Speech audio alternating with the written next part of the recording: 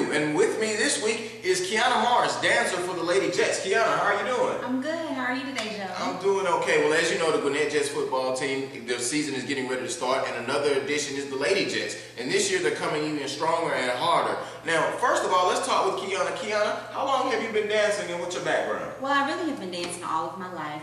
Currently, I serve on the Gwinnett Jets for about the past month or two, but I've also been on the executive board for HA2 Championship Dance Team Incorporated for the past 5 years. Okay. I also have a background in dance where I took my minor, so I do jazz, hip-hop, ballet, modern dance as well. I took my minor at Spelman and I went to Clark Atlanta University. Excellent, excellent. So which one of those dances or that type of dance is the best? Which one do you enjoy the most? I'd say hip-hop dance is probably my passion. That's Okay. what we do with HA2, but I definitely wanted to try something different with the Gwinnett Jets. All right. So speaking of that, what made you choose the Lady Jets, or how did you hear about them?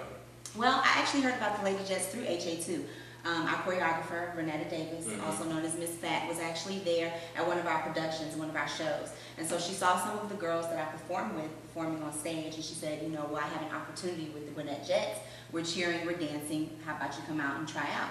So we came out and we saw that the ladies were about poise and grace, very talented women in the community. So I wanted to give it a try and see a different aspect. So far, since I think you said a month and a half, how's the experience been, and would you suggest the Lady Jets to other future dancers? I definitely would. I've had some great experiences. We recently performed or did a showcase with the Beaufort Festival. Okay. And I've never been to Beaufort, Georgia before, so it was a great time to get out there, meet some new people, network, be able to kind of show our faces, talk about some of the camps that we have coming up, as well as learn more about not only the Gwinnett Jets in terms of the Lady Jets, but some of the players as well. And how, in your experience at the Beaufort Spring Festival, how do you feel the public, how receptive were they?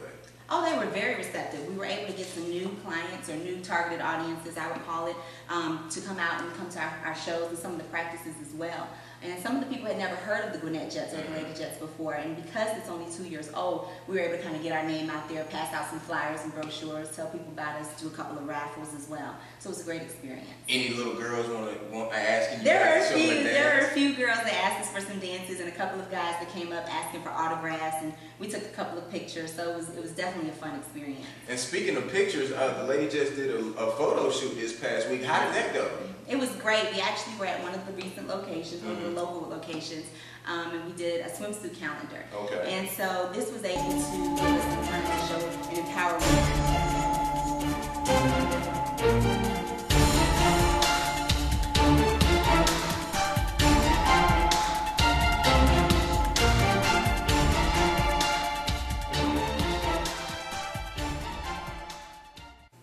So, and speaking about taking pictures and having photos, the Lady Jets had a photo shoot this past weekend. How did that go? Definitely. It was a great experience. We had several of the girls to come out there, about 20 of us that took photos with some of the guys. And it was very empowering. We were able to be sexy and still very classy and tasteful.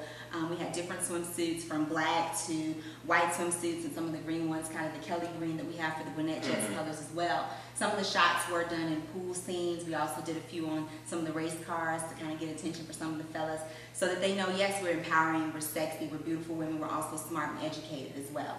So kind of that total package that the Gwinnett Jets and Lady Jets want to portray. Do you look forward to more photo shoots throughout the season? I do. I definitely look forward to more photo shoots throughout the season. Hopefully we'll be able to do some with some more of the players as well. Maybe some of the people in the audience if they're interested in coming out and learn more about some of the opportunities we have coming up. So the public should come out and see not only the Jets, but the Lady Jets? Yes, they can come to our practices. I'm sure that we have open practices available for them to come.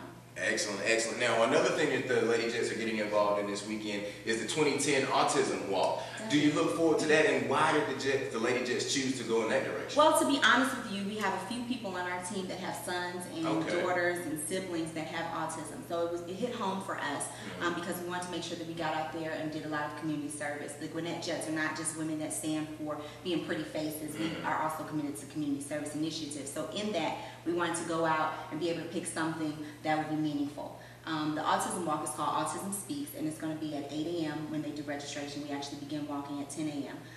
So far, Georgia has raised $410,000 for the cause, which is a great initiative, and it'll be at Atlantic Station. Great.